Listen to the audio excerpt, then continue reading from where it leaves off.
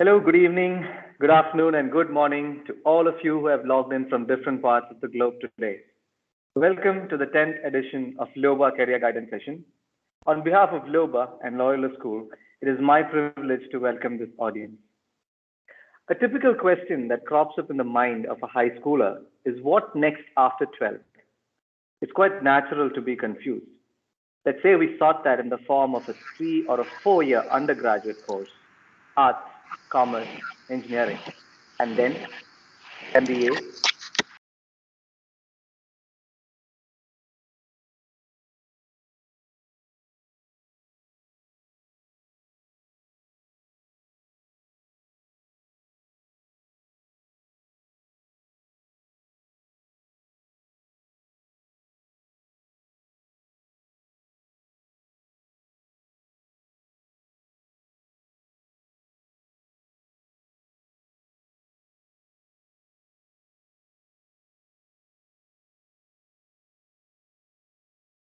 Ryan, I think you're on mute. Hello, can you hear me? Yes, go So, ahead. so that brings us to our topic for the day, why MBA, a career in management and consulting. My name is Ryan Jacob Matthew, and I'll be your moderator for the day. And I'm from class 12 at Loyola School, Trivandrum. Let me also introduce you to my co-moderator, Abhilash Jayapal. He's a founder at Terrific Minds and also former LOBA Joint Secretary. I'm glad to be back and thank you, Ryan. Can I call you RJ? That sounds a lot more cooler. Okay, so I'll call you AJ. That's cool. All right, so let's get started here. We are super excited to introduce you to our amazing panelists. First off, we have Shankar Krishnan from the batch of 1983. He's a former partner at McKinsey and chief strategy advisor for Ramco Group. Then next up, we have Xavier Sebastian from the batch of 1994.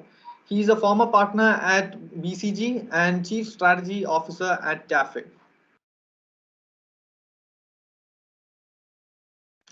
And finally, we have Somnath Kishore from the batch of 2014. He's a management consultant at McKinsey. All right, so welcome everyone. Thank you all for the questions that you have sent to our team. They have been very crucial in designing the session today. So before we move any further, a quick a housekeeping guideline. If we could just bring up the housekeeping guideline, it's basically that questions for the panel can be sent in via chat from 7:20 p.m. onwards, and we will be taking the additional questions from the attendees as well. We've already received one set of questions, but we will be taking additional questions during the course of this conversation. All right, so now that we are getting started, let us know a bit about you. Can we have the poll?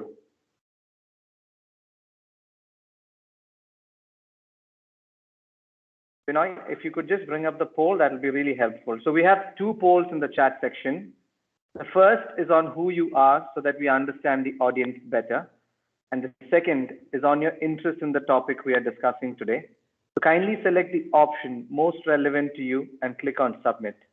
We shall wait for 20 seconds. Thank you.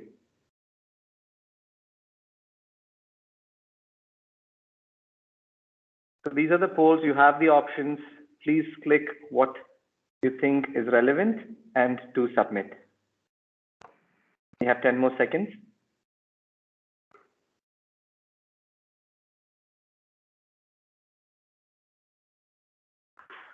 All right.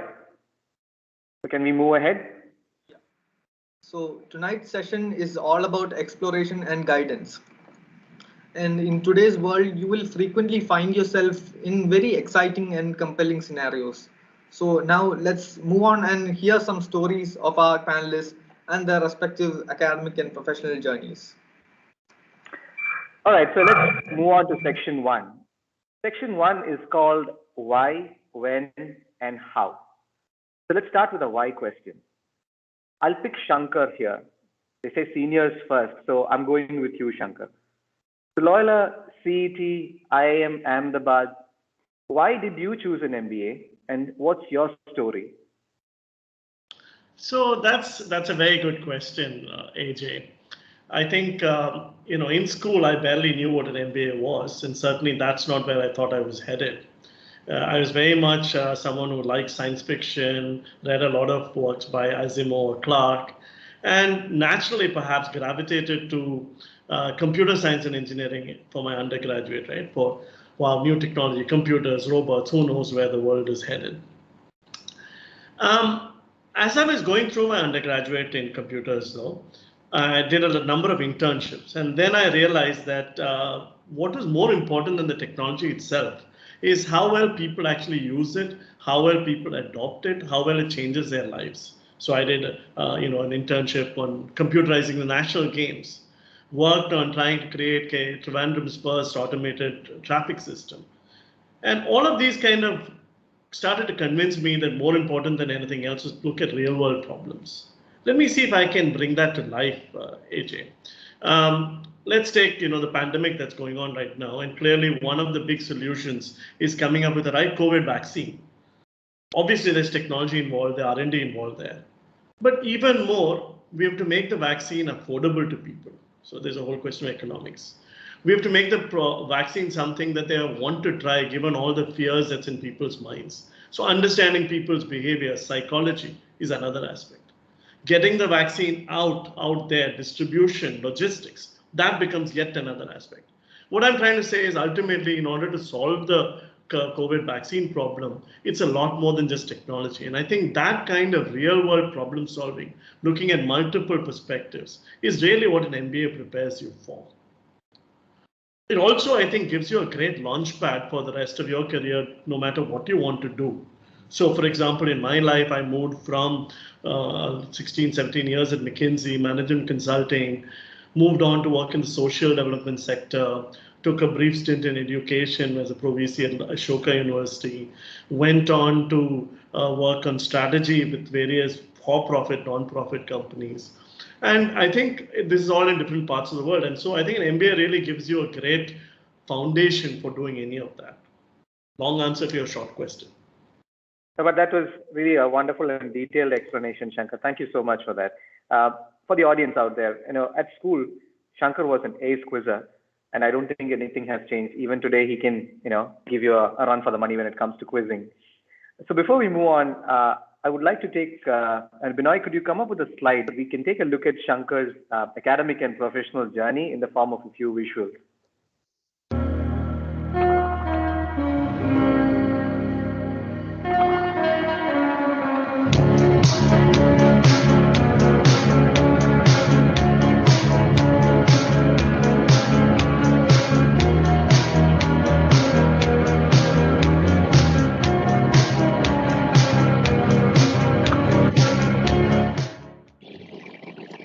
Well, the visuals, I must say, were very entertaining.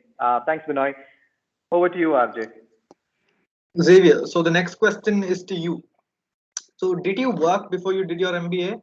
And when did you decide that you should do this? Please enlighten us on that.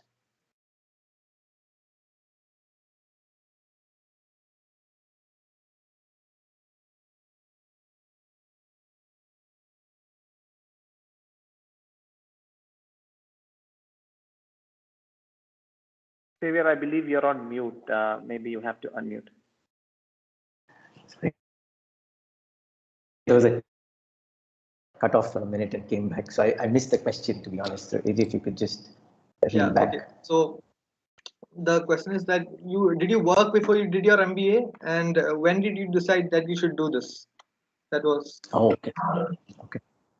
So, so I think, given this is the first question, let me share a slice of my life and use that to answer the question.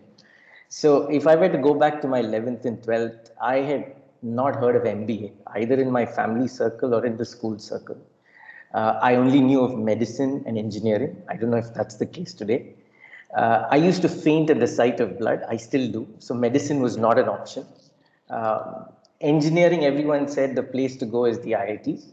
Fortunately for me, in my class of 44 itself, I found 6 or 7 other people, like-minded people who wanted to go to the IITs. So the 7 of us banded together, we studied together for 2 years, and we all made it to the IIT. And all of us together chose to join IIT Madras. So we landed up as a gang in IIT Madras. But once we got there, it didn't take me even 2 semesters, the first year, to realize that, hey, the technical line didn't excite me. It was not where my passion lay. And so I realized that, the classical route that 90% of IITians used to take at that time, which is finish your BTech, get an MTech in a US university, and then really from there figure out life, whatever it might be. That option was not open to me. So I started looking around for jobs in India. And again, the realization struck that I did not want to do what I call a cog in the wheel job, a job in a very large company with a very slow career track. And that essentially meant that I said that, hey, I didn't want to join an IT company. Neither did I want to get a job in the factory shop floor. Right. So then by elimination, I realized I had no choice but to do an MBA. Right. So by the end of second year, I knew I had to get my MBA done.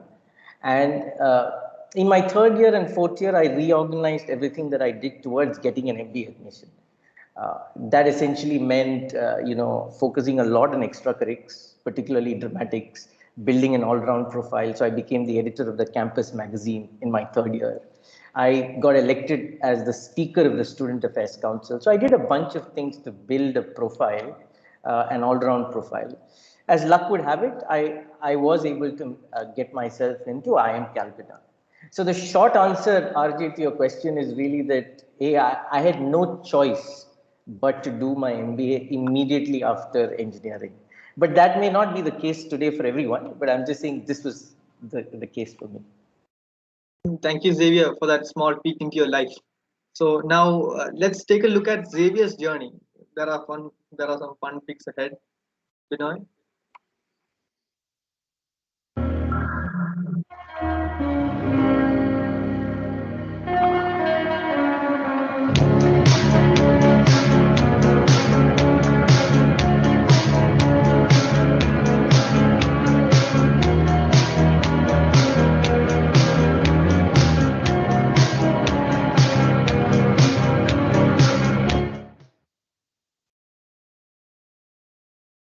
Thank you, Vinay. So let's move on to our youngest panelist in this group. So I have reserved the how question for you, Somnath. So we have an audience of high school students, undergrads, or maybe even MBA students who have joined us today. So my question for you is, how did you prepare yourself for an MBA and crack the code? Now, could you also share some of your stories while at IIM? Sure. So let me quickly give a bit of context about myself and my journey so far before deep diving into the questions. So when I was in the 11th or 12th at Loyola, I too did not have any notion of what an MBA was or whether I wanted to go in for one myself. And even though it was 2014, surprisingly, most of my batch was still divided between either engineering or medicine. And I had pretty much decided to go for engineering, given that I had an inclination towards the mathematical and the analytical based subjects. And that's pretty much my reason for going into engineering, by the way. Now, when I was in the second or third year of engineering, it quickly dawned on me that the technical career path was not really one that was cut out for me. I think I can really connect to the cog in the wheel concept that Xavier was proffering earlier. I can very well identify with that. And also, there was also the added complexity that placements from CET seemed to be a bit more skewed towards the computer science branch, and I was an electrical engineering student. So I pretty much decided in the second or third year that I would give CAT, and I gave CAT in November 2017. So now coming to the more pointed and specific questions. So giving CAT, cracking CAT is kind of different from how you would prepare for your normal entrance examinations. CAT is all about strategy. It's about how you manage your time. It's about prioritization. So you prioritize a set of question archetypes that work well for you. You have to try to do them first, because in the end you have to remain output focused. It's about finishing maximum number of questions within the time constrained environment that you're bound to. So you don't just practice mock tests, you also go back and analyze them. You figure out your core strengths and weaknesses. So it's kind of different, and it also is founded in the principles of management, so to speak. Now, quickly moving on to the to my IMA life, I think I can succinctly answer the question by giving just recounting one of my average days at IMA. So we'd usually wake up at around maybe 8:20, 8:30, because we'd have gone to bed really late. The classes would start at 8:45. So we directly head for class. And so as we like to say in IMA, deadlines are sacrosanct. So the professors would lock the door if the once the clock strikes 8:45. Classes would stretch on till about 1:10. And we have surprise quizzes at IMA. So you'd only get to know at 1:45, which is when the quizzes are announced. So you'd stay in class and keep studying till 1:45. If there is a quiz, it happens at 2:45. So you'd keep studying till 2:45. And then you'd have the quiz, probably ends at 4. And that's when I'd have my first meal of the day.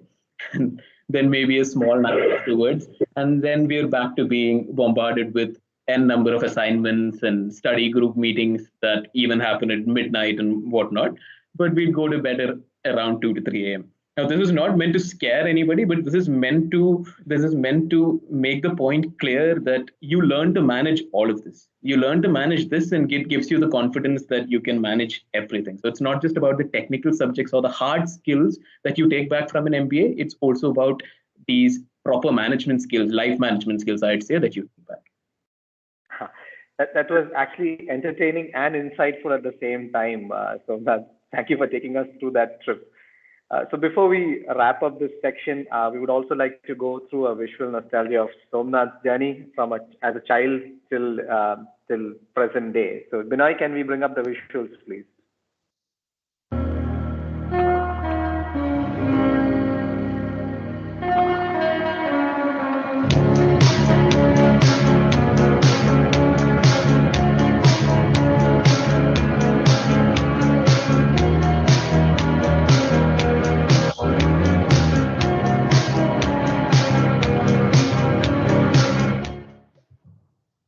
Thank you, Binoy. So for those of you aspirants out there, we hope some of your doubts have been cleared. Now we're just getting started, so there's a lot more interesting questions on the way. And that brings us to the end of section 1. Now section 2 is called Getting to Know You. And here we are planning to pair up our panelists and ask them some interesting questions. But before we move ahead, we just want to know that the chat is now open. So please post your questions for the panels here, and relevant questions shall try to be answered through the course of today's session. So it's live through the chat. All right, so let's get started with section 2. So this session is all about career guidance and mentorship, and I want to pair up Shankar and Somnath here. So let me start with Shankar. 1983 and 2014, and that's like 3 decades between both of you. And before I ask my question, I have a quick trivia here for the audience. Shankar, Somnath's father, Dr. Kishore Somnath, and Shankar are classmates in Loyola. And that's a very interesting coincidence, and it doesn't stop there. Shankar and Somnath had this exact same track, be it school, undergrad in CET, postgrad at IIM, and their first job at McKinsey. And hold on, it doesn't end there. They even share the same birthday. Shankar, you have known Somnath from the time he was a kid. I'm sure there was some sort of mentorship involved here. Could you brief us on that? Sure, AJ. Kishore, that's Somnath's dad, is a very good friend back from school days, still is. And in many ways, Somu, as I like to call him, is a chip off the old block. Kishore is a reliable, thoughtful, helpful kind of person with many talents. And that's exactly what I've seen Somu over the years. It's always been, one of the joys of quasi-mentoring. I hesitate to use the word because I barely help Somo a little bit. But it's one of the joys of working with younger people to see them flower over time. And just seeing Somo develop from a very smart young man, he's still a very smart young man, but also has so much poise, so much savoir-faire, so much of life skills. And that's been a great journey. And I've been very happy that I've been able to perhaps help him a little bit in that process. Thank you. Now that we've heard from Shankar, so Somnath, can you brief us on Shankar's role as a mentor when you went through the grind? Sure. So if memory serves, I met Shankar Uncle for the first time when I was in the 11th or the 12th standard. And since I pretty much decided to go for engineering, he was very instrumental in helping me with. Once I gave the entrance, he was very instrumental in helping me with what basis the colleges and the branches that I got, which ones to choose, the pros and cons of different lines of study versus the others. And he also told me about how I should build my portfolio or my resume going in even during engineering, so that I would stand out when compared to an average student. So that was a very important input that I got very early.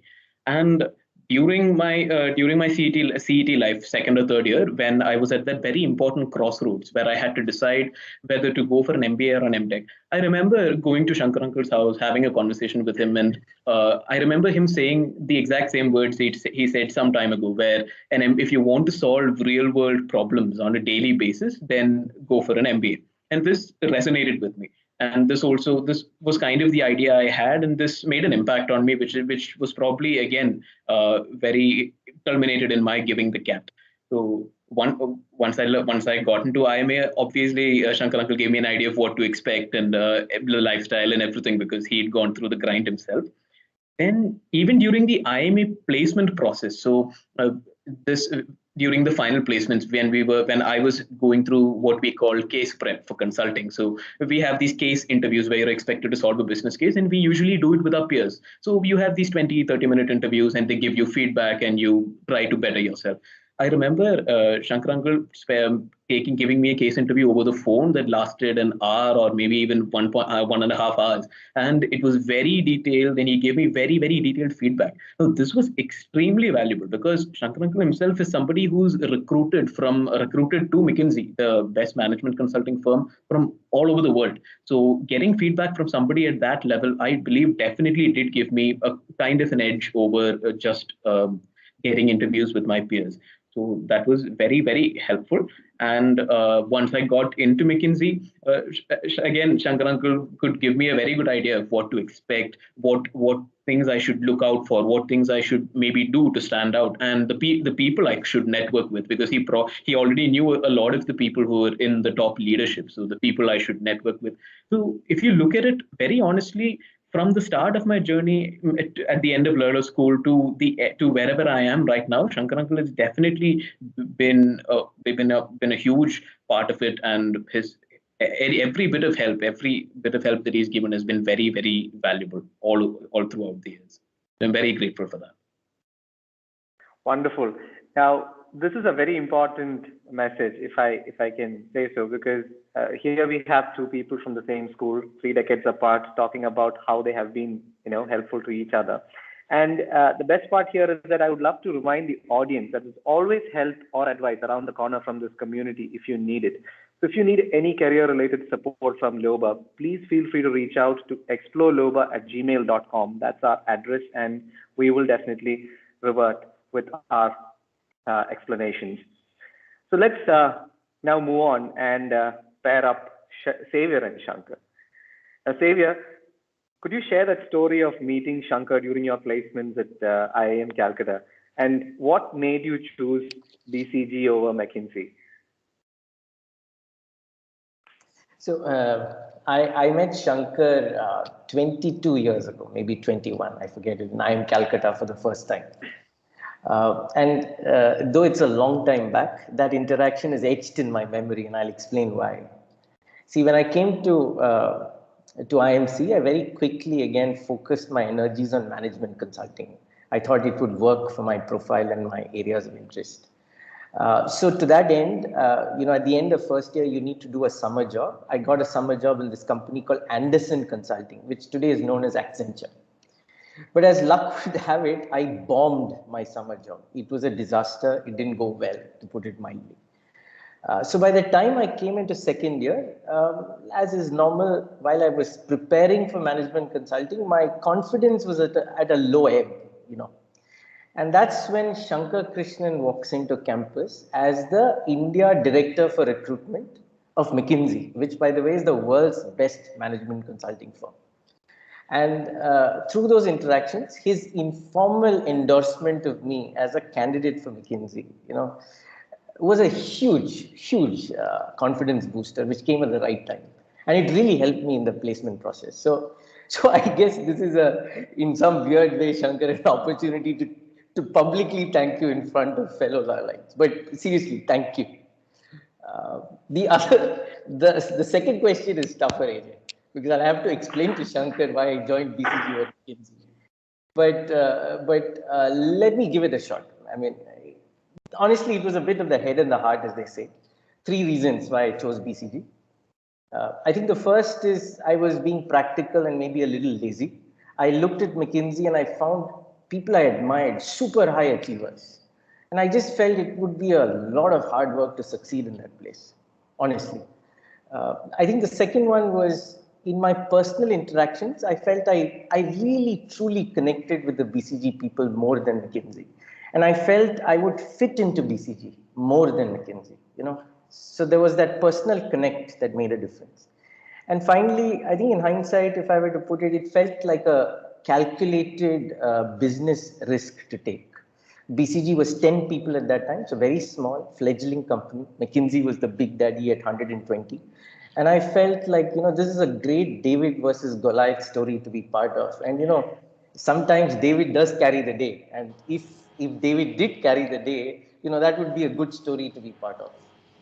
So that's the essence of it. But to be honest, in hindsight, things did work out. It could have gone both ways. I think the message I want to land through all of this is, what's best in the world may not necessarily be always best for you. And so it's careful that we should be cognizant of it as we set our goals and aspirations. Thank you, Xavier. I think that was a very interesting perspective, and it was very inspirational to know that you joined a startup even before the term startup was officially coined. So, yeah. Right. So let me get back to you, Shankar. So did you actually miss hiring him And what did you think of him during that interview when you went there? Well, AJ, to be frank, the memory of interviewing Xavier is also very vivid to me 20 years later. And I still think of him as the one that got away because, frankly, he was just such a impressive person that I think it's really McKinsey's loss and my loss that we couldn't get him on board. Xavier has been exceedingly modest, but I have to tell you, he was not just a very smart, very intelligent person, also a very personable, the kind of a person who can connect easily, just a very, impressive young professional at that point in time. And what was even more important was that, I could look at him and say, wow, this smart guy is from Loyola. And clearly, Loyola had made a lot of progress since my time, since where I was. Because that's the thing about recruiting, right? You see young people and you realize, as much as they can perhaps learn something from you, you can learn a hell of a lot from them. And Xavier certainly was one of those that, impressed me back then. Though I can quite, while I still feel that, McKinsey would have really enjoyed and benefited from him joining, I can understand the whole idea of joining a small firm. Because in many ways, when I joined McKinsey in India and back in '92, we were the first class of young professionals joining McKinsey in India. We were part 10, 12 of us. And that feeling of starting something on your own, almost on your own as it were, is something that's unique. So I'm not surprised Xavier went. And of course, he's done so well for himself. So I guess it all works out for the best, Xavier. Thank you, Xavier and Shankar. I really appreciate your candid view.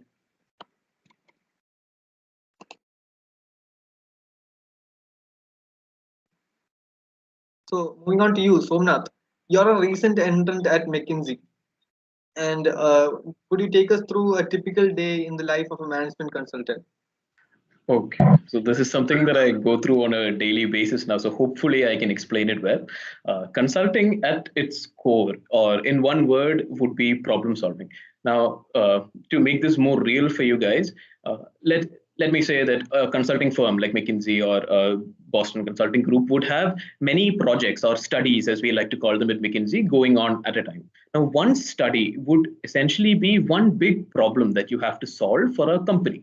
And just to put in, to give you examples in layman's terms, it may be like increase revenue for company A or decrease costs for company B, maybe help them with attrition. It can be any problem under the sun, and it can be for any sector in any industry, for non-profit, it can be for anybody. Now, this big problem is broken down into what we call work streams. And each consultant or associate in the team would be handling maybe 1, 2, or even 3 work streams. So you are expected to have end-to-end ownership of the work stream.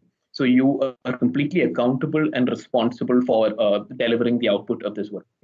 Now, how does this translate to what a consultant or what I do on a daily basis? So this work stream is essentially a question that you have to answer. And the basic concept of problem solving is that you break this down into a smaller set of questions, which are easily manageable or addressable, and finding the answers to these questions. So how do I do that every day? I have access to maybe the best experts in the industry, people who have 30 to 40 years of experience in sectors that I have 0 years of experience in. So I will have calls with them. I'll get their inputs. I'll have conversations with the client, try to understand what they think about the problem, try to get into the details or the nth level of detail and understand what is going wrong. And then there may be extensive data analysis of the client data. So all of these are things that we would do on a regular basis to try and answer these small questions and finally get to the final answer at the end of the work stream, maybe in a 2 or 3 month piece, just average. So this is what we would be doing on a daily basis. Now, the hours might be long and I feel that is what differentiates us as well, because that's why we end up getting to an answer quickly. And that's probably why we're able to deliver value to clients. And coming to the non-professional side of things, if you like travel, consulting involves a lot of travel. You'd probably end up flying out every Monday and flying to a different city and flying back every Friday. You get to stay in hotels and eat good food, and the luxury aspects of it. Those are some of the perks that come along with the job. But yeah, overall, I think this is consulting in a nutshell. I hope I've encapsulated it properly. Yeah, that was interesting, Somnath. With that, we come to the end of session 2. And All right. So if I can take over, let's have some action here. So section 3 is not question and answers. It's actually a quiz. We had announced before that we have a logo slash business personality quiz today with some exciting prizes. So let's get a little bit of our brains racked up here. For the next 10 minutes, we will have this quiz. So the rules are as follows. Binoy, if you could just display the rule slide, please.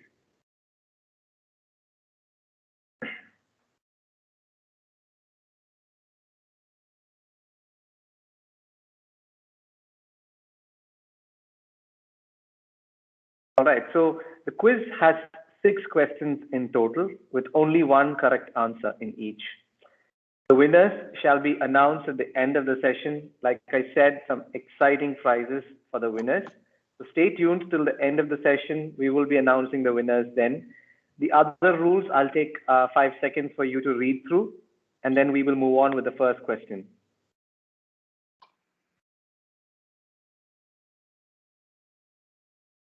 Oh, by the way, I have to fill in that the prizes are sponsored by our respective panelists. So very gracious of them. Thank you so much.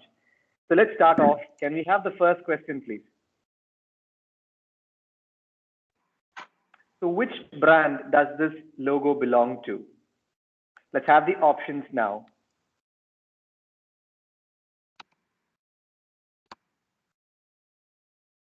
You have 4 options. Interestingly, all the options start with N, and you have 10 seconds.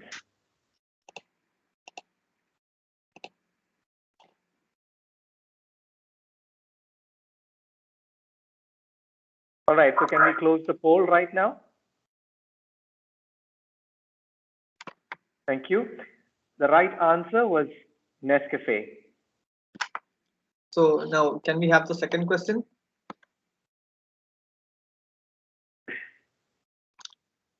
Which brand does this logo belong to?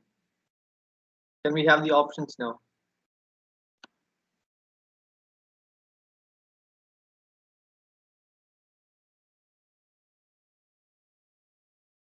We have Barclays, UBS, HSBC, and Credit Suisse. Click on submit. And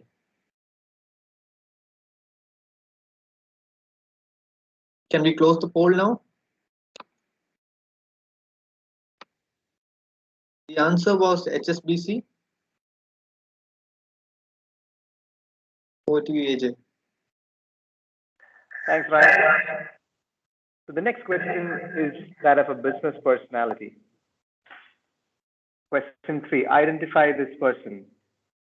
Let's have the options.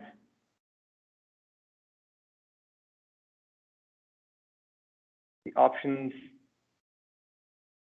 are 1, Indira Nui, 2, Mahua Moitra, 3, Chanda Kochar, and 4, Sunita Reddy.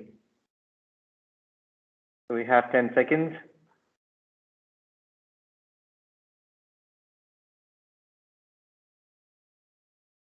All right, so can we close the poll?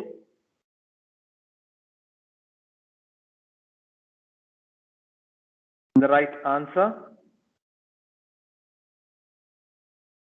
Can we close the poll? No? It's done. Okay, so the right answer was Indira Nui. I have a small trivia here. Ms. Nui was ranked amongst the top 20 most powerful women in the world, and she is an alumnus of IIM Calcutta, and she has also worked with Boston Consulting Group as a strategy consultant. Over to you, RJ. Moving on to the next question. Which brand does this logo belong to? So can we have the options, please?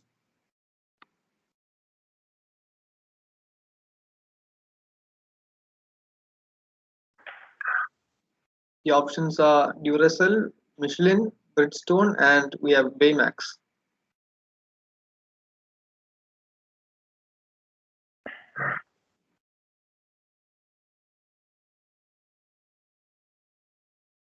Can we close the poll now? Yeah. So the option was the right answer was Michelin, not the master chef, but the tire company. AJ, over to you. All right. Let's move on to question 5. So time for some bulls. Let's have the options. The options we have are Lamborghini, Chicago Bulls, Hedge Equities, and Red Bull. Click on your right answer and submit. We've got 5 more seconds. Can we close? 3 more seconds. All right, so can we close the polls?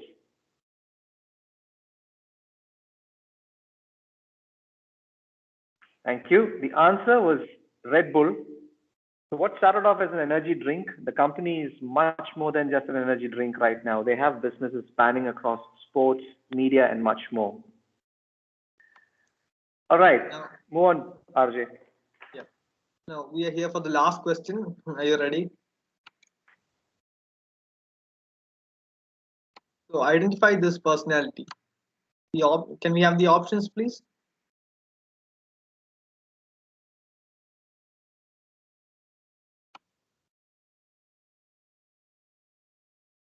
The options are, we have Ratan Tata, Azim Premji, Narayana Murthy, and Anand Mahindra.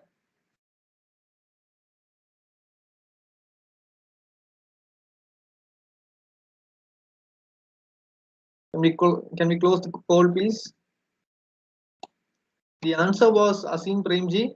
He is not only in the business world as the founder of Wipro, but he is also an acclaimed philanthropic giant in India. I must also add on something here. Mr. Premji has already pledged more than 25% of his personal wealth to charity. And I believe he pledged to donate around $2 billion for improving school education in India. And that brings us to the end of this quiz. It was definitely fun for us seeing all those answers coming in, and I hope it was for you too. So stay tuned for the results. We will be announcing the winners at the end of the session at between 8:15 and 8:30. All right, so maybe we should just take a pause here and see if we have any questions from the audience. If you could just. So I have a very interesting question. What was your first ambition, Abhilash uncle? So it's the first time that it's nice to hear somebody call me uncle. So maybe I can just Glenn Tom. I see your question. So my first ambition was to be a part of the Indian cricket team, which never materialized. So I was always on the cricket field, never got to really make it up to the Indian team. So that was my first ambition. If I could answer that for you. But we definitely have some more, interesting questions coming up as well, in the course of the session, because we have also included some questions that we received from the students earlier on. Very interesting questions. So let's take a couple of them in our next section, which is advice, career path, recommendations. Over to you, RJ. So this next section is all about the career paths. And so now once you've done your MBA, there are a lot of options and paths to which you can turn to. So Xavier, what are some of the best career paths out there for an MBA graduate? We would love to hear about that. Ajay, that's a really tough question to answer in a short while. In fact, I'm happy to do a longer session if people are interested later. But I'll give it a shot and try to give you a frame to think about this. I think if you were to join any company that you see around you, there are a set of careers you can join with an MBA, and they're all different. So, for example, there is sales, there is marketing, there is operations, there is marketing, there is manufacturing, sorry. There is human resources, which is HR, there is finance, there is strategy, and now there is even digital. So there's a lot of options, and all of these are very distinct careers where you can do exciting work with. Now, my favorite in this is marketing. And so for me to explain, it's better for me to focus on marketing. And to explain a marketing manager's job, one has to use an example. So I will sort of pick on Cadbury's as the example, given we all eat chocolates, I'm assuming. Uh, so if I were to tell you the story of Cadbury's and chocolates in India, I have to take you back about 30, 35 years ago. That's most likely when your parents have not even met each other and married, for many of you here. If not, definitely you were not born at that time, for sure. And at that time, chocolates was meant only for children. And that's when in the early 90s, the marketing team at Cadbury said, hey, we need to grow the market for our products. We need to sell more. And the way to do it is to convince adults to buy chocolates. And so they launched a series of very innovative campaigns over a long period of time, several years, to make this shift in India. Today, when you look around, you will see that the market for chocolates is predominantly adults and teenagers as opposed to children today. So that change has happened because of a marketing manager and in Cadbury's. It didn't stop there. In early 2000, they brought in Amitabh Bachchan to make the next shift, which is to say, hey, Cadbury's is just like any other Indian sweet. So if you are gifting a box of Indian sweets for Diwali as a gift, then why not a box of chocolates for Diwali? Again, today that celebrations gift box that you see for Cadbury's is the norm for gifting in many parts of India, right? It was not the case 15, 20 years ago. It's some smart marketing manager thinking about it and working towards it that made this change happen. So marketing, like I hope I've given you a sense of how fascinating marketing can be. But I want you to know that all the functions are equally fascinating, and there's a lot one can explain. What MBA can do, right? And you have to give me a few more. What MBA can do is something extra as well, right? Which is it can give you access to specialized professions and careers. Management consulting is like that, where the three of us come from. Now here, management consulting, I know Somnath has given an explanation. Let me also try to explain in my words, which is it's essentially being a doctor for a company. A company has a disease, a problem. You call in a consultant, you get a diagnosis, a treatment, and the implementation of the treatment, right? And again, to bring this alive, I will take you back to 2002 when I was 26 years old and a project I did there. This was for a very rich industrialist who happens to be very rich today also. And the problem was simple. He said, I have $1 billion that I want to invest. That's about 7,000 crores today. And I want to invest it in a new age business.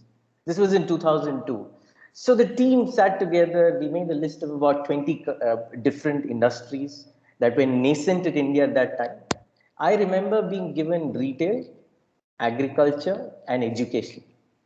And it's not a coincidence that I quit BCG in 2005 to join a startup which was focused on retail. And it is definitely not a coincidence that today I work in an agriculture company. Right? But like that, like management consulting, there are other specialized professions which are also very exciting. There is investment banking, there is venture capital, there is private equity. So there's a lot in this space, and there's so much you can do with an MBA. In this limited time, I will stop here. But if there is interest to know more, this is an area where all of the three of us could do a lot more in terms of conversations. Thank you, Xavier. That was very helpful. Now, coming to you, Somnath. Given all these options, what attracted you to a career in management consulting? And in particular, does consulting require you to have a lot of experience to be able to work with the client? Okay.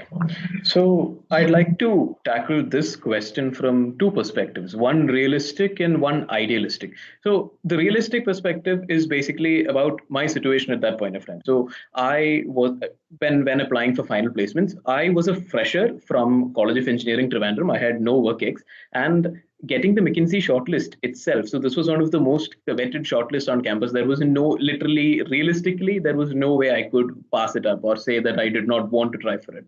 The second thing was most of my colleagues already had maybe 1 to 2 years of work experience in very distinguished companies. So why would, let's say, if I applied for a finance job or if I applied for a job in technology, why would one of the best companies hire me over somebody who's already worked at Goldman Sachs or Microsoft. So I felt if I went for something that was functional or it was function specific, then I felt that I would not be able to get one of the best or the top companies. Which is why I went for something specialized, or in a better sense, something that is more general, like management consulting.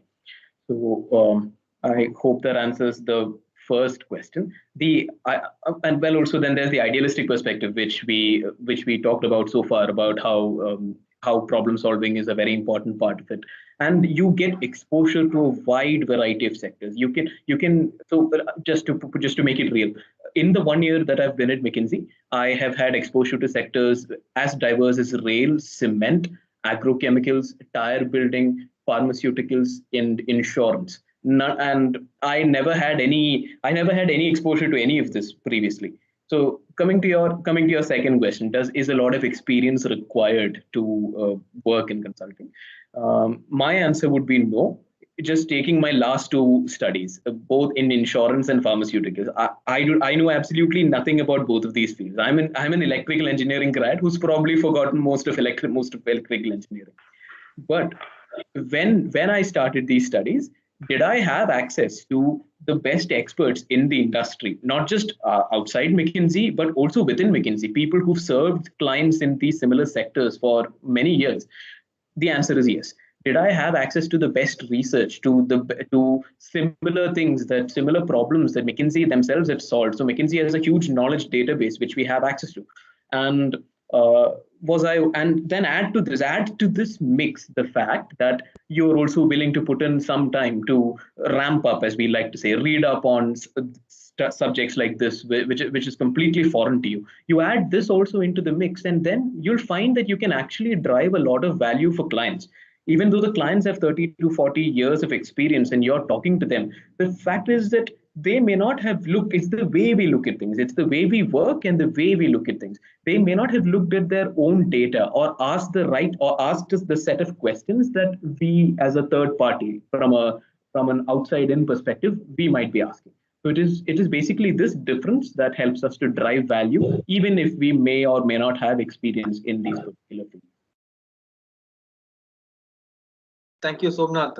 I'm sure that was quite insightful to many of the young aspirants out there today. Over to you, AJ. All right, Shankar, my question for you is, if you look at some of the world leaders, like Indra Nooyi, whom she was a part of the business quiz, right? So Indra Nooyi from PepsiCo, Sundar Pichai from Google, Satya Nadella from Microsoft, Lakshman Narasimhan from Reckitt Benckiser, they all had a great track record for their relevant undergrad studies. But what also got them an accelerated journey to the pedestal positions that they held on would have a lot to do with their pursuit of a management degree. So, in your opinion, how do you build a great management career, or what does it take to be, let's say, a Sundar Pichai? Now, that's a really interesting question, AJ, and I think we can spend days on it. Because frankly, someone like a Sundar Pichai is a unique person, and what he's done, how he's accomplished so much, is something we can all learn from. But I think that's not really the question that I would ask myself, or I would suggest that our young audience ask themselves. The more critical question is, how can you, each of you, become the best, whoever you are? In my case, the best Shankar I can be, or the best AJ that you can be, and so on, right? Because really, each of us has it in ourselves to become a successful and, even more importantly, a happy professional. And to do that, we have to build on our strengths. A lot of research has shown, and I truly believe this, that each of us, if we build on our strengths, we develop them further, we can be successful, we can be accomplished, we can achieve a lot, and most importantly, we can be happy, right? And maybe in that context, I wanted to share a Japanese concept of ikigai, which I'm sure some of you have heard of. Ikigai, which means basically purpose in life. And it essentially says that if you want to be happy and successful, you've got to look at three things. You look at what you're good at. What is it that you are really got the skills for? You look at, even more importantly, what you enjoy doing, what you love doing. And finally, you look at what is it that people want from you, the world wants from you. If you think of this as a Venn diagram with three intersecting circles, and maybe Binoy, if you can share the little visual that we had talked about on Ikigai. Well, that center spot there, that intersection point of what you enjoy or what you love, what you're good at, and what the world needs is ideally where you want to land. And that's kind of the advice I would give each one of us here, that try and find out that sweet spot. And that is probably the one that's going to make you, successful in whatever you do. So to your question on how do you become really successful in your life, try and find that sweet spot, that ikigai point. On a more sort of prosaic or pragmatic note, the other way to look at it, you look at some of the people you mentioned, AJ. Sundar Pichai, had done his management consulting at McKinsey. Indra Nui, as we said, was a BCG consultant. Lakshman Narasimhan, who's a Reckitt Benckiser CEO, I was fortunate to have been a colleague of his, a friend of his at McKinsey as well.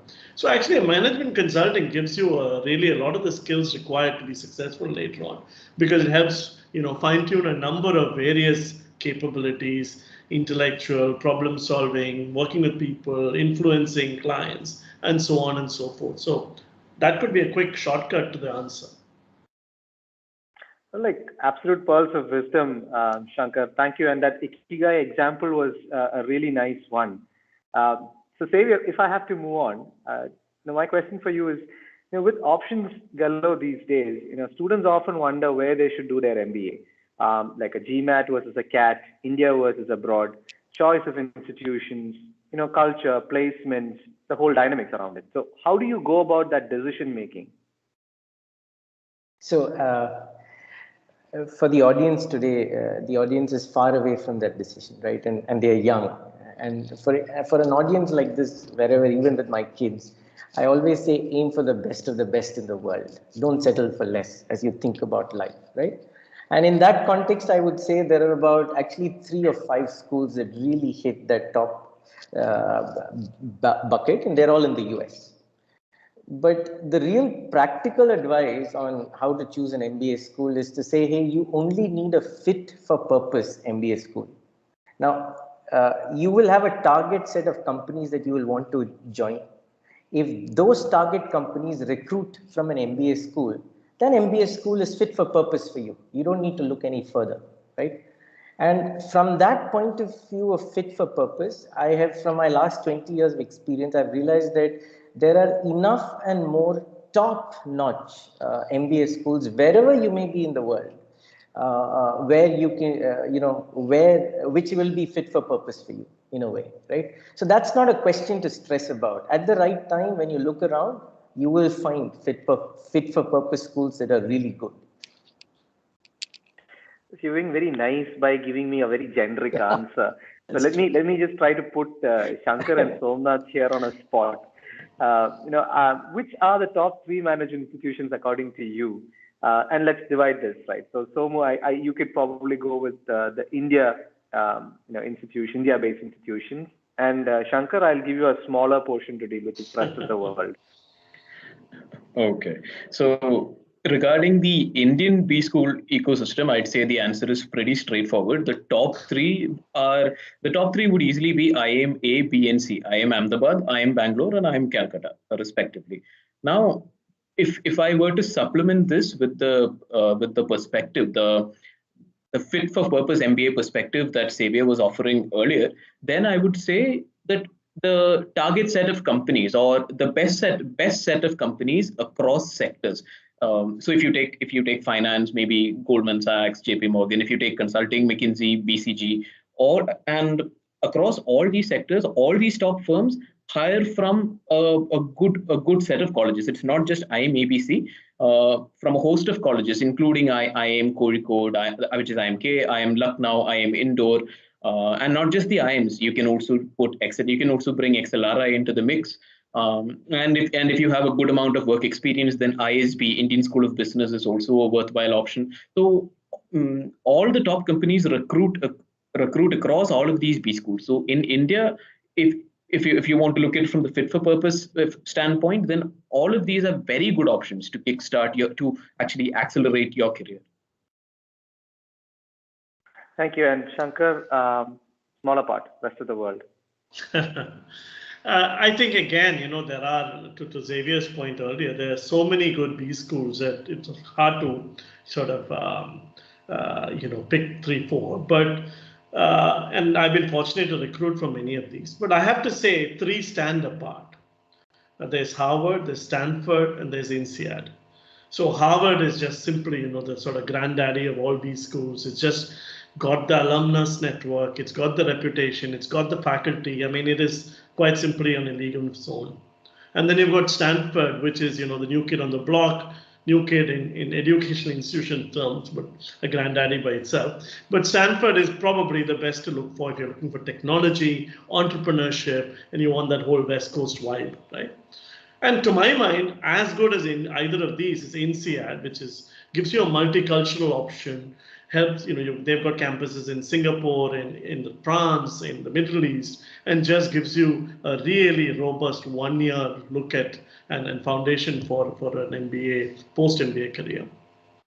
But there's just so many more, right? And like Somu said, there's so many good schools in India. Similarly, there's just so many good schools in the US. You've got Wharton or Kellogg or Berkeley Haas or Dartmouth Tuck, and I could go on.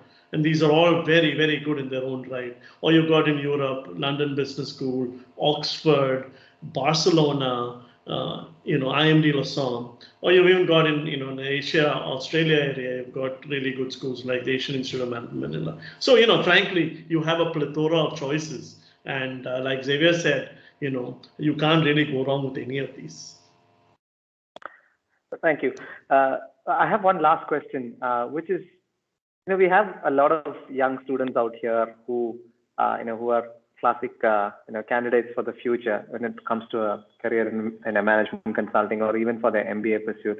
So one of the questions that I have is, when you hear about management institution placement like IIMs or the Harvards and Stanfords, the placement salaries are often discussed in media and everywhere. So just out of curiosity, what according to you are the monetary gains for a person pursuing a career in management? Maybe let me take that, AJ. I think, again, I just want to reinforce, right? At the end of the day, and probably Xavier and Somu and each of you can AJ, you can back me in this as well. Ultimately, you shouldn't really pick a career for the monetary gains. It's really all about, something that gives you fulfillment that you feel you can achieve a lot in. So that those are as or more important in many ways than the monetary compensation that you might get. Having said that, money is important, right? And but even so, if you look at a starting salary, the median average starting salary from an IIM Ahmedabad, for example, I think that's about 20-25 lakhs or so. And of course, there are people who get far more. But even that's not so important because, frankly, in a good career, 10 years later, you would probably be making 10 times that amount, right? So again, more important than your starting comp is around, are you building those skills? Are you building the brand? Are you building your resume? Are you learning what you need to in order to really be successful later? So just a quick thought for the people watching this. Thank you. Anything for you both to add, Xavier or Somu, on the same question? All right. Thank you so much. I mean, that's a lot of amazing information that we discussed in this section. And that brings us to the end of section 4. And over to you, RJ. So now let's move on to section 5. So this is all about failure we face in life. So on our way to success, we always face a lot of setbacks. And Shankar, you might have also faced your fair share of failures. So now let's also talk about that. And what is your advice to the aspirants out there on this topic? So that's a very important question, RJ. And I think none of us have had this sort of easy roller coaster ride. We've all faced a lot of challenges, problems, failures. And that's what life is, right? And that's what a career is. You will have your ups, you will have your downs. There will be periods of where you have to just put your head down and make your way through it. One such among many that I remember was my early days at McKinsey. I'd been fortunate in sort of school, college, IIM to kind of coast through A lot of the skills required was more analytical, more working in projects, and I managed to do that pretty okay. But in McKinsey, for the first time, I kind of came across situations where it was less important to find the right answer and much more important to be able to find the answer that you could get clients to implement that could actually make a difference. And so the set of skills for that were quite different. In fact, even coming to that realization took me time, right? Think of, I was a young 25-year-old or so, and most of my clients at the time were, in their 40s or 50s. They seemed many generations away. To understand how I could appeal to them, how to understand their priorities, create win-win situations, took a whole bunch of new skills that I had to learn, and frankly, I struggled, right? Took a while for me to build those kind of negotiation skills or win-win skills, or even the sensitivity to understand what would work, what wouldn't. So I think those kind of initial downs are something that I learned a lot from, not just the skills, but just the idea that you face a tough time, even that too will pass, right? Put your head down, work hard, don't be discouraged. Others also go through these things, and eventually, to use the old cliche, there is light at the end of the tunnel. I've been a mentor, Ryan, as I was sharing with you earlier, to a number of folks through my McKinsey stint, through my stint as a Pro Vice Chancellor at Ashoka. It's something I enjoy doing. I gain a lot of personal happiness. I learn a lot from my so-called mentees, if you forgive the word, I think. But one of the things I do want to share often with them, and therefore to the young aspirants out there, is that, prepare or be ready for failure. No big deal. We all go through it. The important thing is, can you pick yourself up and can you go through it? Can you have the determination to see yourself through it? And I think that is something that I would hope that each of us finds inner resilience for.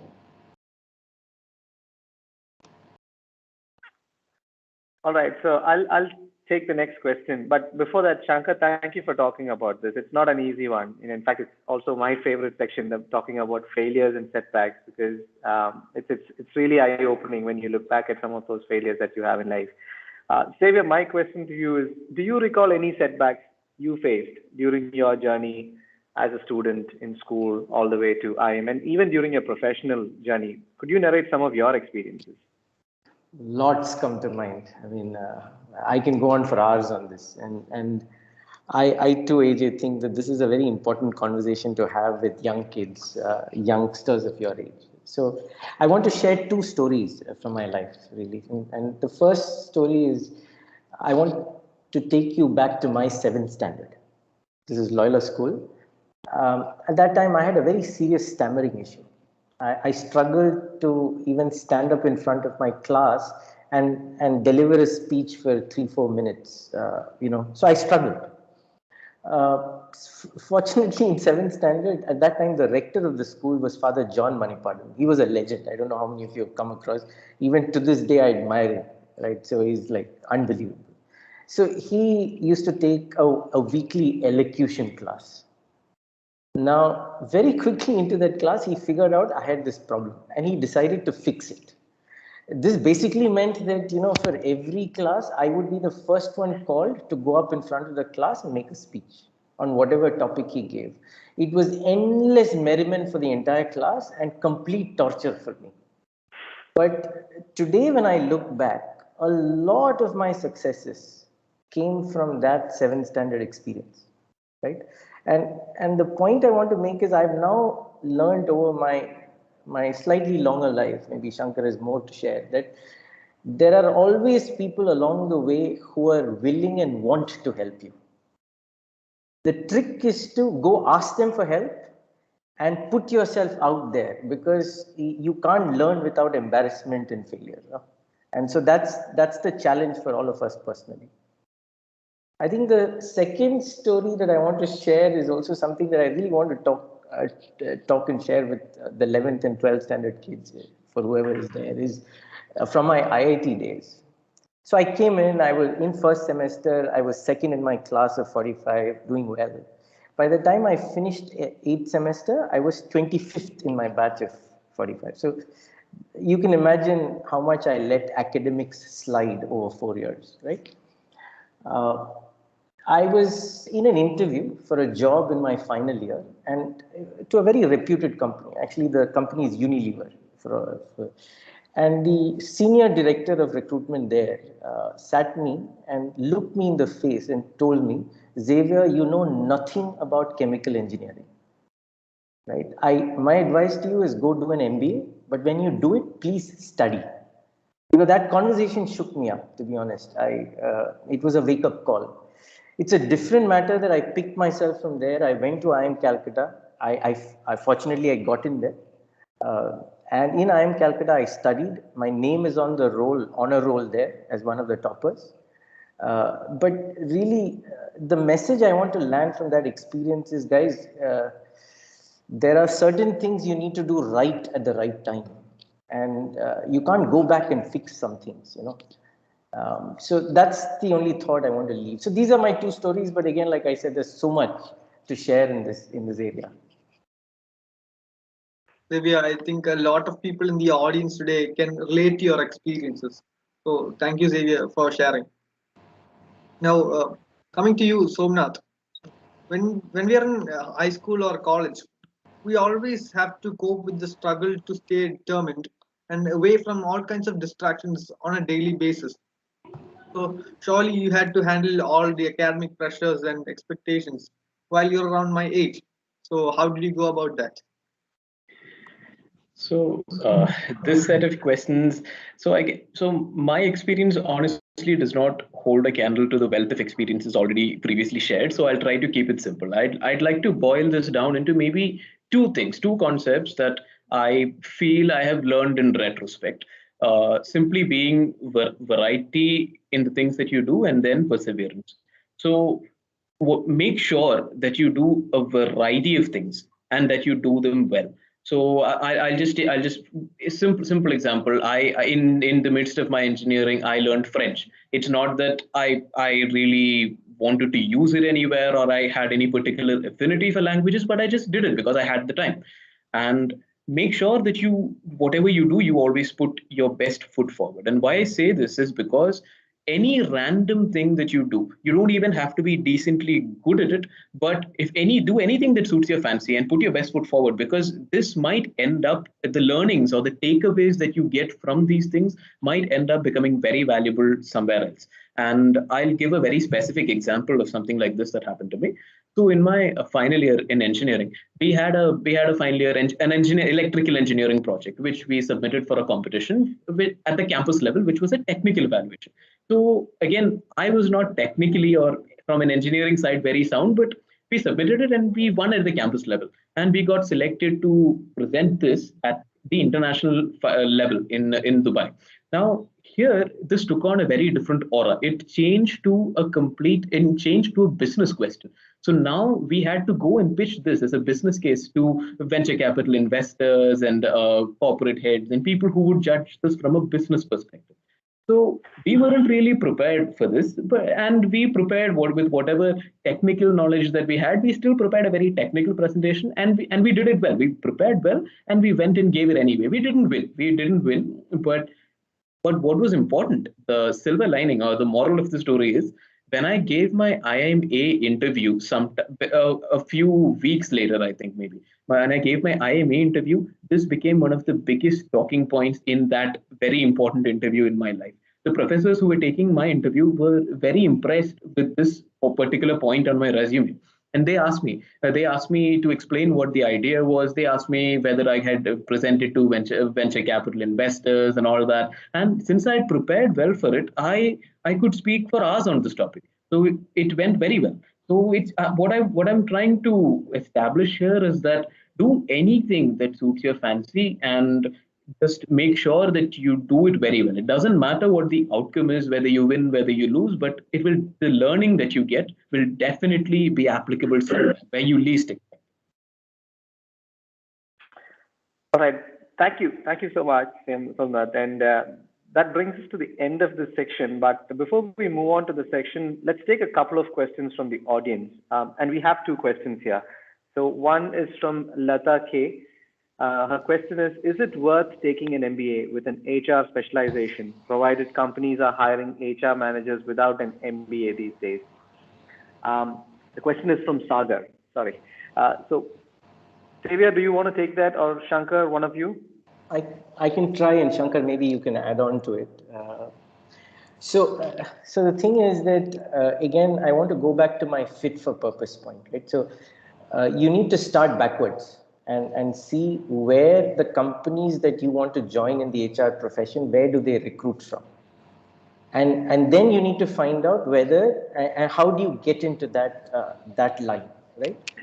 And I would probably hazard a guess that many of the top companies who are focused and experts in HR do recruit from certain select MBA schools, and not all the MBA schools, but a few of them. Right. This does not mean that non-MBAs are not recruited, and this does even in those companies. Right. So non-MBAs do have a role, but there are certain good companies who have a track in HR and who have certain dedicated MBA schools from which they recruit. XLRI is one. Now, if you get into an XLRI, for example, the good thing is you get a specialized HR degree, but very importantly, you get plugged into an alumni network of HR experts across the country. And you get plugged into the top HR companies in the country, because they will all make a beeline for XLRI to recruitment, right? So there are certain advantages from working backwards, picking the right schools to do something, because it helps you with both a network and getting into the right and the best HR companies that are out there, right? That would be the way I would answer it, but it does not, again, I want to make it very sure that, not having an MBA is not a disadvantage for getting into an HR profession. All right. And Shankar, do you have anything to add on there? No, I would agree with Xavier. Maybe I have a couple of points perhaps to think about that. Ultimately, in the HR profession, you're really helping people develop, grow, be more successful at the business. So, and therefore, I've also seen a lot of very, influential, high impact HR heads, CHROs, who come at it from a business angle. And even more than their flair for understanding HR principles, it's more around the fact they know what makes people tick. So as you think about maybe a profession in HR, ask yourself that is, what are you good with people? Are you good at understanding how to make people are you good at coaching people to get them to perform better? Is that what turns you on? And that's something to think about. So, but yeah, absolutely, XLRI would be one of the obvious choices within the Indian context to look at an MBA with an HR angle. Awesome. Thank you. We have a second question, which is directed towards Somnath. So it says, heard Mr. Somnath talk of the advice given to him by Mr. Shankar that helped him develop a portfolio that stood out. If possible, can the same advice be shared with us too? It's all yours. Sure. So I think my previous answer about doing a variety of things is in one sentence. That is the perfect answer to this question. But I'll try my best to put it in very real terms for you. So when you say a good portfolio, it translates into the one-page CV or resume that you would in the end up submitting to companies. So what people usually look for is a very well-rounded CV. So let's say you have these different in this one page, you would have very different buckets, one for your academics, one for extracurriculars, one for, so it depends how you structure it. But and what people look for is, are all these buckets kind of the same size? That would be a very preliminary analysis that people do, just to see that, are you somebody who's just a bookworm, who's doing something that, that everybody is anyway expected to do, like study and get good marks? Or are you someone who has a varied palette when it comes to your taste and interest? Do you do other things? And this, though it sounds daunting, is not very difficult to build. Even if you let's take extracurricular activities, for example. Even if you haven't done something, even if you don't have a specialized talent like music or stuff like that, which sometimes needs an innate talent. There are still a lot of things that you can do. You can, for example, volunteer in social services and stuff like that. You can help out in education. There are a lot of positions of responsibility. This is a good bucket on a resume that people look for. You can try and in your school or in your college itself, there would be a lot of clubs. There would be a lot of associations. Just try and get selected, or try to put your vote forward for getting into maybe the one of the positions of responsibility as maybe the head of a club or something. That itself shows that you've done something beyond just study. And while I say that, studies are also equally important, because most top companies, the first thing that they look at is whether you've done what you've gone to college for pretty well, as Xavier was saying earlier. So never neglect your academics as well. But in one word, it is about building a well-rounded portfolio, and anybody can do it. It doesn't require a specialized talent in something, or that you, even if you haven't started so far, you have your entire 3 or 4 years of undergrad to do it. So it's all about building a well-rounded and holistic portfolio. That was really wonderful. So now, thank you so much. And that brings us to the end of section 5. And let's get into the last section for the day. And this is a very light and fun section. It's called Majis. So this is all about stories from school, talked about by the panelists. So let me start here with Shankar again. Shankar, Loyola to you, what is it? Could you share some of like fun stories or any examples of being influenced, inspired, some kind of an impact people would have left in your mind? If you could just share some stories, that would be really nice. It's really hard to in a short span of time share what Loyola is to me, because in most of the ways that count, whatever I am today, the good, the bad, the ugly, the professional and personal, has all been built through those years at Loyola. And what the kind of role models and help I got from teachers, non-teaching staff, all of that. And I can go on for hours on how I owe so much that it's impossible to even encapsulate that in a short time. But maybe what I want to talk about today is the thing that perhaps stands out even more than all of these other things is the kind of friendship, camaraderie, the brotherhood almost that you build in Loyola. So that many of my friends back when I was young are still friends today, and that's something that's really really something I cherish. So people that I used to spend time with, maybe in the quiz team, maybe playing cricket on weekends, or going for a movie with, or comparing notes on the latest set of the bestsellers that we had read or not read, or editing the school newspaper or lens with. These are still people who I'm in touch with, and who, some of the friendships and the help they've afforded me over time is still something that I, hold very deeply in my heart. When I go to the US, I still probably spend time and stay with friends like a Matthew or a Mittu or a Anand or many more people in Trivandrum, and I could just reel off a list of classmates who, still stay very important to me, like Somnath's dad, Kishore, or Vijay, or many others. So, in a nutshell, I think Loyola to me is that feeling of belonging, feeling of fellow travelers that you create who stay with you for life. Nice. And Xavier? See, I can't speak about Loyola without getting emotional. And the story behind it is, I still remember in 5th standard, my class teacher calling my mom to school to tell her that, I'm weak on my performance, my English needs improvement, a bunch of things. And from there, in 8 years, when I passed out, I managed to be the topper of the class. But the important thing is I was able to change my performance over 8 years, right? And that change laid the foundation of everything else. Whatever little I've achieved in life, right? There is no IIT, no IIM, no Boston Consulting Group, whatever, without that transition. And Loyola laid that foundation for me, right? And there is no one person. It's a whole host of things, right? The Jesuit philosophy from the priests, the mentorship and guidance every year from every teacher, especially the caring that we got from the non-teaching staff. It's not trivial. I've not seen that anywhere in the country, right? That caring and the attention they gave. And of course, the friendship, the encouragement, the joint working, the fun times, everything with your friends and classmates that continue till this day, right? It's all of that together. And so, I have so much to be grateful for what Loyola gave me.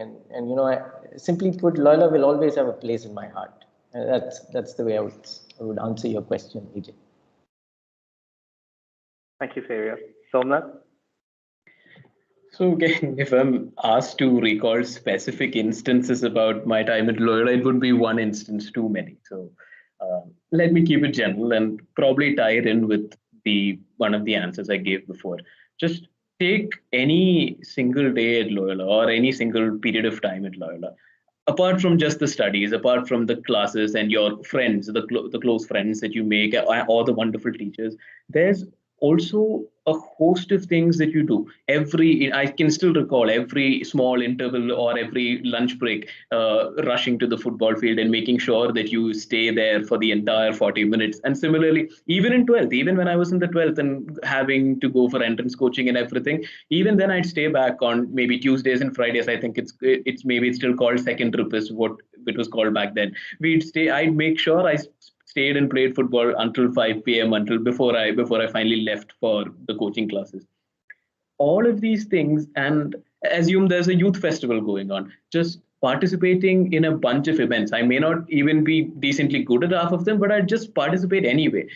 Doing all these things, maybe this is where the philosophy of doing a variety of things, which I mentioned earlier, it will not maybe, it definitely has its roots in Loyola.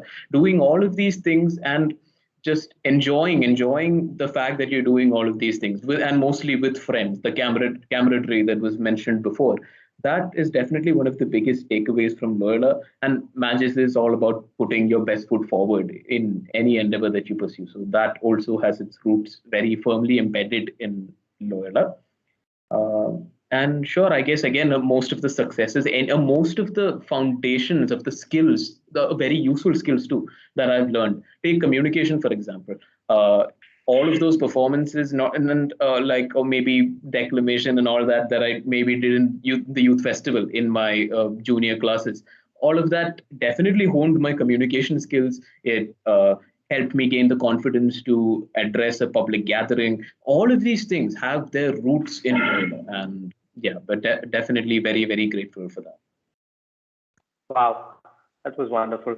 So, Ryan, you're the lucky one in this batch. You're still in the school, so you get to see a lot more of the campus, unlike us. So, what's your favorite moment? Yeah, so actually nowadays when we go to school, we can see a lot of changes happening here and there, in different parts of the campus, and somehow I'm not able to relate to it. But the one thing that I know will always remain the same is the brotherhood that we share. And now, when I'm in my final year at Loyola, I just hope that we are able to maintain this friendship that we have, regardless of what life throws at us after this. So, I guess what I'm trying to say is that the relations I made, be it with my friends, the teachers, non teaching staff, everyone, all that is what Loyola means to me. And it will always be something that I cherish in my heart. Nice. Thank you so much, Ryan. Okay, so AJ, now all of us have shared our experiences, and I don't intend to leave you out on that. So why don't you go ahead and tell us what Loyola means to you? It's very difficult to be the last person to talk about this because we've already covered everything, right? So all four of you have put me in a spot right now. So let me just try to bring it together. For me, it's again like Shankar said, it's a sense of belonging, and that is of primary importance.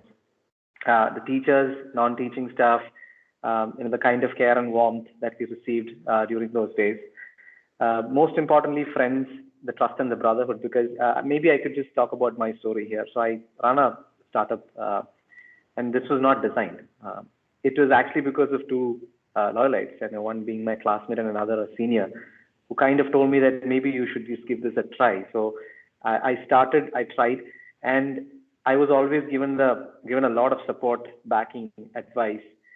This came from And then actually the numbers exploded. So around me, I have a huge set of Loyalites who kind of help me on a daily basis. In fact, my team is also kind of filled with quite a few people from school. So therein lies my answer, right? So it's a code of trust that I have when it comes from the institution.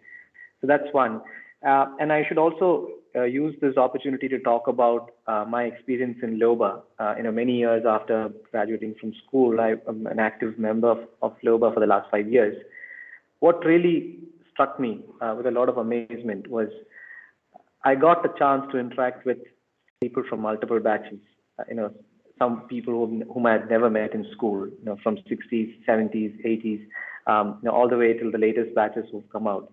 Now, what is really stunning about this whole an engagement is that we all share the same wavelength, even if we have not been together or seen each other. Many a time we've kind of, the camaraderie is just amazing, and it's just global. Wherever you go, you get picked up by somebody who would do that for you because you're from the same institution. That is amazing, and that for me is what Loyola means. And maybe a last one to add.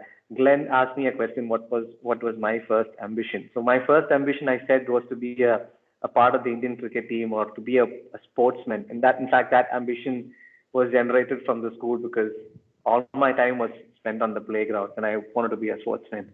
So yeah, that's my Loyola Magis moment. I just took a little more time than usual, but thank you so much for asking me that question, Ryan.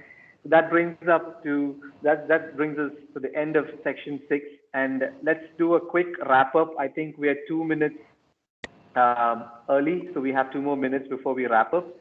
Over to you, RJ. So we'd like your feedback on today's career guidance session. We have 2 poll questions here. Can we have the poll question on the screen?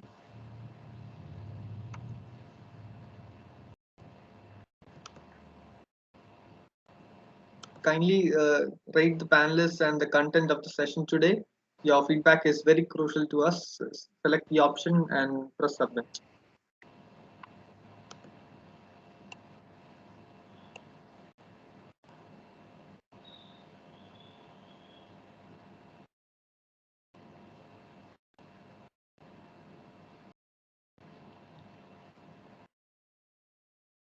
All right.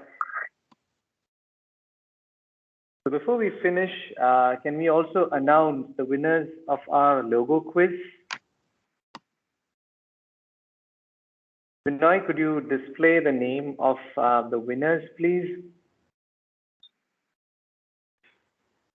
So the winners of today's quiz are Navneet V. Shankar, Jeremy Vivek Sam, Pranav Dinesh Nair, Josh Joby Jacob, Sanjay George, Isht Agarwal, and Amrita M. Pillai from Lekol Champaka. Congratulations, all of you winners. A big round of applause for all of you.